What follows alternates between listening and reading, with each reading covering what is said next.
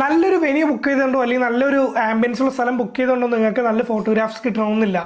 So നിങ്ങളുടെ wedding ഒക്കെ കുറേ നാൾ മുമ്പ് തൊട്ടേ പ്ലാൻ ചെയ്യുന്ന ഒരു സംഭവമായിരിക്കാം. നല്ല ഡ്രസ്സ്, നല്ല ഫോട്ടോഗ്രാഫി പാക്കേജ്, നല്ല വെന്യൂ ആൻഡ് എല്ലാ സാധനങ്ങളും നിങ്ങൾ നല്ല രീതിയിൽ സെലക്ട് ചെയ്യണ്ടാവും. ബട്ട് നിങ്ങൾക്ക് എവിടെ മിസ് ചെയ്യുന്നതെന്ന് വെച്ച് കഴിഞ്ഞാൽ നിങ്ങളുടെ ടൈം മാനേജ്മെൻ്റ് ആണ്. നിങ്ങളെല്ലാം നല്ല ഫോട്ടോഗ്രാഫേഴ്സിനെയും നല്ല ഡ്രസ്സും സംഭവങ്ങളൊക്കെ എടുത്ത് കഴിഞ്ഞിട്ട് ടൈം കിട്ടില്ലെങ്കിൽ ഇതിനൊന്നും ഒരു ഉപയോഗമില്ല. അപ്പോൾ ഞാൻ കുറേ അടുത്ത് ഇങ്ങനെ വർക്കുകൾ പോയി കഴിഞ്ഞപ്പോൾ ഞാൻ കണ്ടൊരു സംഭവമാണ്. ഫോട്ടോ എടുക്കാൻ അധികം ടൈം കിട്ടിയില്ല, മേക്കപ്പ് ആർട്ടിസ്റ്റ് വന്നപ്പോൾ ലേറ്റ് ആയി, അല്ലെങ്കിൽ മേക്കപ്പ് കഴിഞ്ഞപ്പോൾ ലേറ്റ് ആയിപ്പോയി എന്നൊക്കെ ഉള്ളൊരു ഇഷ്യൂ പറയുന്നുണ്ട്.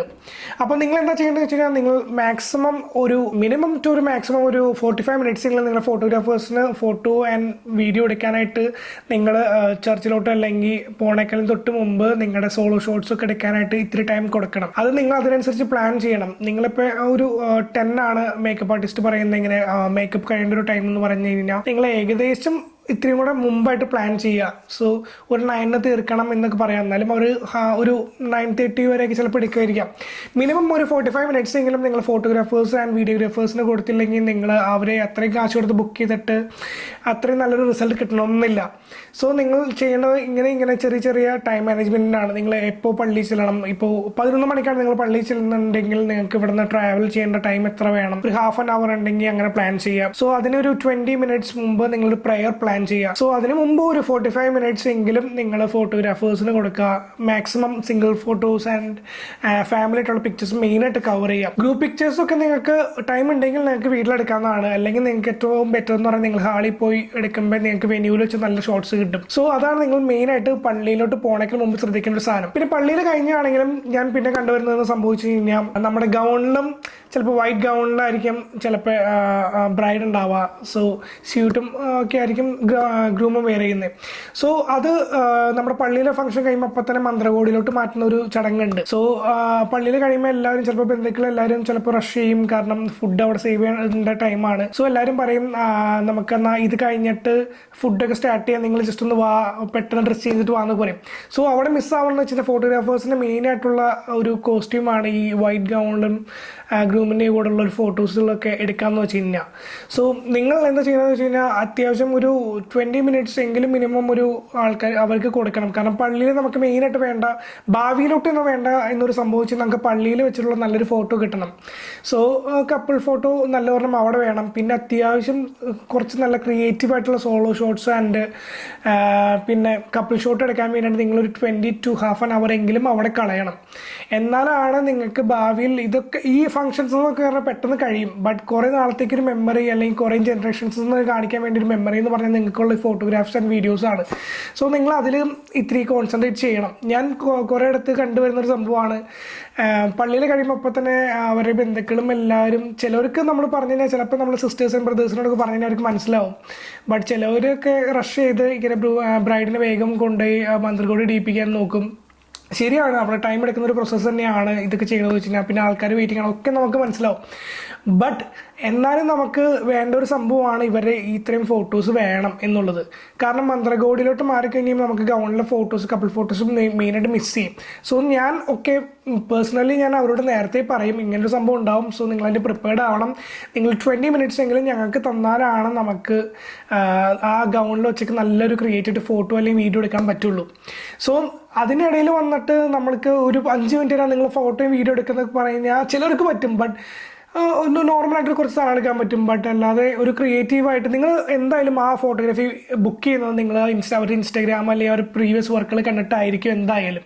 സോ നിങ്ങൾ അതുപോലെയൊക്കെ എക്സ്പെക്റ്റ് ചെയ്തിട്ട് കറണ്ട് സിറ്റുവേഷനും കൂടെ നിങ്ങൾ കമ്പയർ ചെയ്യണം. അല്ലാതെ ലാസ്റ്റ് നമ്മൾ ഫോട്ടോഗ്രാഫേഴ്സിനോട് കുറ്റം പറഞ്ഞിട്ടൊരു കാര്യമില്ല. കാരണം അവർക്ക് വേണ്ട ടൈമും അവരുടെ ക്രിയേറ്റീവായിട്ട് ചെയ്യാനുള്ള കുറച്ച് ടൈം വേണം അവർക്ക് എന്തായാലും. സോ നമ്മളിങ്ങനെ റഷ് ചെയ്ത് പെട്ടെന്ന് ഡ്രസ്സ് മാറണം, സോ പെട്ടെന്ന് 2-3 എടുക്കുമെന്ന് പറഞ്ഞു കഴിഞ്ഞാൽ ചിലപ്പോൾ മെയിനായിട്ടെന്ന് പറഞ്ഞാൽ ഫോട്ടോഗ്രാഫ്സിലൊക്കെ എന്ന് വെച്ചാൽ ഒരാൾ ശരിയാകുമ്പോൾ ഒരാൾ ശരിയാവില്ല.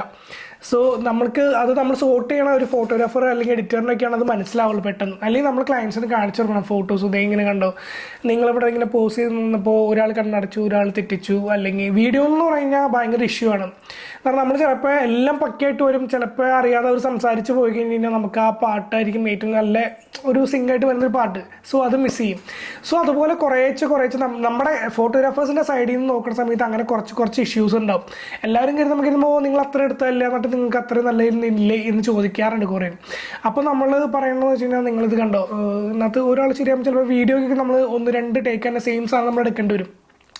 ഞാൻ മാക്സിമം പ്രിഫർ ചെയ്യുന്നത്, ഞാൻ മാക്സിമം അവരോട് പറയും, നിങ്ങളിങ്ങനെ ചിരിക്കരുത്, സംസാരിച്ച് പോകരുത്, നിങ്ങൾ മാക്സിമം ചിരിച്ച് ടൈമിങ് ചെയ്ത് നമുക്ക് പെട്ടെന്ന് പരിപാടികൾ തീർക്കാതെ. ചിലപ്പോൾ ഇറ്റ്സ് നാച്ചുറൽ, ആൾക്കാർ മിസ്റ്റേക്സ് വരുത്തും. സോ നമ്മൾ പിന്നെ അത് ചെയ്യിപ്പിക്കും.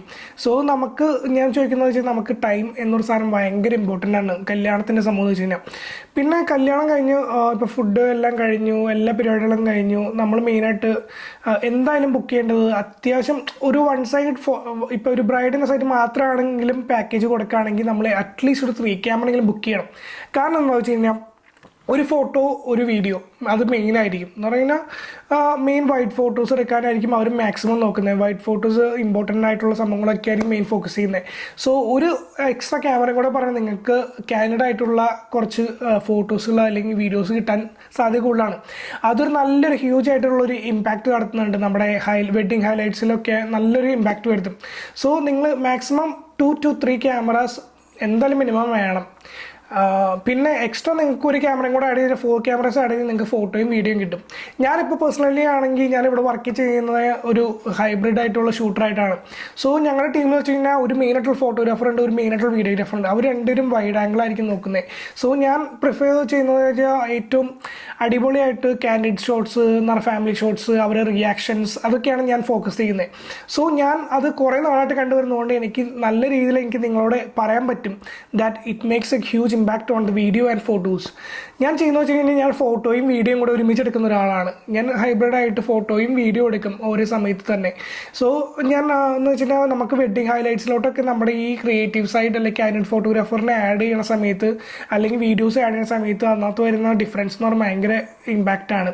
സോ നിങ്ങൾ എപ്പോഴും ബുക്ക് ചെയ്യുന്ന സമയത്ത് ഒരു 1 സൈഡ് പാക്കേജ് ആണെങ്കിലും നിങ്ങൾ അത്യാവശ്യം ഒരു 3 ക്യാമറാസെങ്കിലും മിനിമം ബുക്ക് ചെയ്യുക. ആൻഡ് നെക്സ്റ്റ് എന്ന് വെച്ച് കഴിഞ്ഞാൽ ഡ്രോൺ ഷോട്ട്സ് ആണ്. ചിലയിടത്ത് നമ്മൾ എല്ലാവരും ചോദിക്കും നിങ്ങൾ ഡ്രോണൊക്കെ കൊണ്ടുപോയിട്ട് നിങ്ങൾ പറത്തിയില്ലല്ലോ എന്ന് പറഞ്ഞാൽ, ബിക്കോസ് അവിടെ റെസ്ട്രിക്ഷൻസ് ഉണ്ടാവും. അവിടെ എയർപോർട്ട് അങ്ങനെ എന്തെങ്കിലും സംഭവങ്ങളൊക്കെ ഉണ്ടെങ്കിൽ നമുക്ക് ഫ്ലൈ ചെയ്യാനായിട്ടുള്ള പെർമിഷൻ ഇല്ല. സോ നമ്മൾ ഫ്ലൈ ചെയ്ത് കഴിഞ്ഞാൽ അത് പ്രശ്നങ്ങൾ കൂടെ ഉള്ളൂ. സോ അതുകൊണ്ട് അവർ മാക്സിമം അവോയ്ഡ് ചെയ്യും.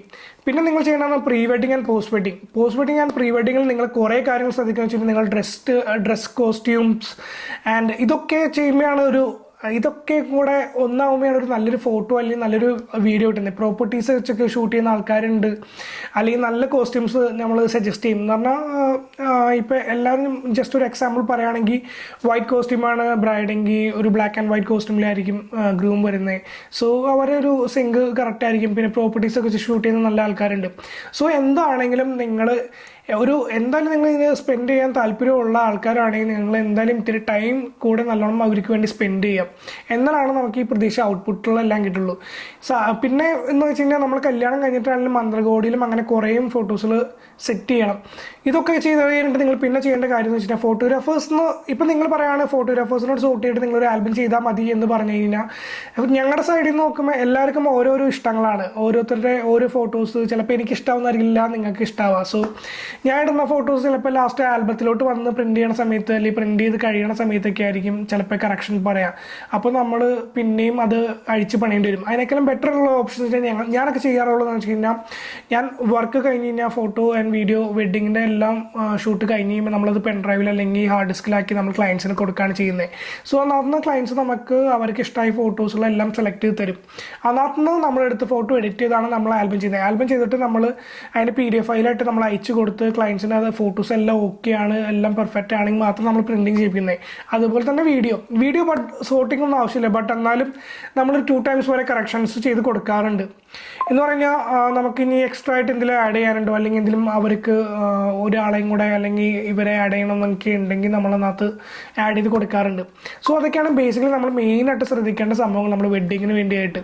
പിന്നെ മെയിനായിട്ട് ശ്രദ്ധിക്കേണ്ട വേറൊരു കാര്യം എന്ന് വെച്ചിട്ടുണ്ടെങ്കിൽ നമ്മൾ മണ്ഡപം അതിനകത്ത് വരുന്ന ലൈറ്റ്സ്, ഫോട്ടോഗ്രാഫേഴ്സ് മെയിനായിട്ട് ഫേസ് ചെയ്യുന്ന കുറേ വേറെ ഇഷ്യൂ മെയിനായിട്ട് ലൈറ്റ്സ് ആണ്. ഇപ്പോൾ നമ്മുടെ ക്യാമറയിൽ നമ്മൾ സെറ്റ് ചെയ്ത് വെച്ച് നമ്മൾ വെക്കുന്ന ഒരു സെറ്റിങ്സിൽ ചിലപ്പോൾ RGB മിക്സ് ചെയ്ത് വരുന്ന കുറച്ച് കളേഴ്സ് ഉണ്ട് നമ്മുടെ മണ്ഡപത്തിൻ്റെ. സോ മാക്സിമം എല്ലാവരും ഒരു സ്റ്റേബിൾ ആയിട്ടുള്ള ലൈറ്റ് അല്ലെങ്കിൽ ഒരു കളർ സെറ്റ് ചെയ്ത് വെക്കുക. മീൻസ് യെല്ലോ ആണെങ്കിൽ ഫുൾ യെല്ലോ ആയിട്ട് ബാക്ക്ഗ്രൗണ്ട് മാത്രം, അല്ലെങ്കിൽ ഫുൾ ടൈം ഇങ്ങനെ മാറി മാറി വന്നുകൊണ്ട് തന്നെ ആ ക്യാമറയിൽ കാണുമ്പോൾ നിങ്ങളുടെ സ്കിൻ ടോണിനെയും അത് ബാധിക്കും. സ്കിൻ ടോണിൽ ചിലപ്പോൾ ബാക്ക്ഗ്രൗണ്ടിലുള്ള ബ്ലൂ വരുന്ന സമയത്ത് ഞങ്ങളിപ്പോൾ സെറ്റ് ചെയ്ത് വെക്കുന്ന ഒരു യെല്ലോയിഷ് ആയിട്ടുള്ള ഒരു സ്കിൻ ടോൺ ആണെങ്കിലും നിങ്ങളുടെ ഇവിടേക്കൊക്കെ ചെറുതായിട്ട് ബ്ലൂ കയറി വരും. സോ അതൊരു നിങ്ങൾ വീഡിയോ കണ്ടു കഴിയുമ്പോൾ നിങ്ങൾക്ക് അത് മനസ്സിലാവും. സോ നമ്മൾ പ്രിഫർ ചെയ്യും ദാറ്റ് ഇങ്ങനെ മാറാത്ത ലൈറ്റുകളൊക്കെ ഉണ്ടെങ്കിൽ യൂസ് ചെയ്യുന്നുള്ള രീതിയിൽ. അപ്പോൾ ഇതൊക്കെയാണ് മെയിനായിട്ട് നിങ്ങൾ വെഡ്ഡിങ്ങിന് വേണ്ടി പ്ലാൻ ചെയ്യേണ്ടത്. അപ്പോൾ ഇനിയുള്ള ആൾക്കാരെങ്കിലും ഈ വീഡിയോസ് കണ്ടു കഴിഞ്ഞിട്ട് നിങ്ങൾ വെഡ്ഡിങ് പ്ലാൻ ചെയ്യുന്നത് ഇങ്ങനെ ടൈം നല്ലോണം ശ്രദ്ധിച്ച് മാനേജ് ചെയ്യുക. സോ നല്ല ഫോട്ടോസ് ആൻഡ് വീഡിയോസൊക്കെ എല്ലാം കിട്ടട്ടെ. Thank you.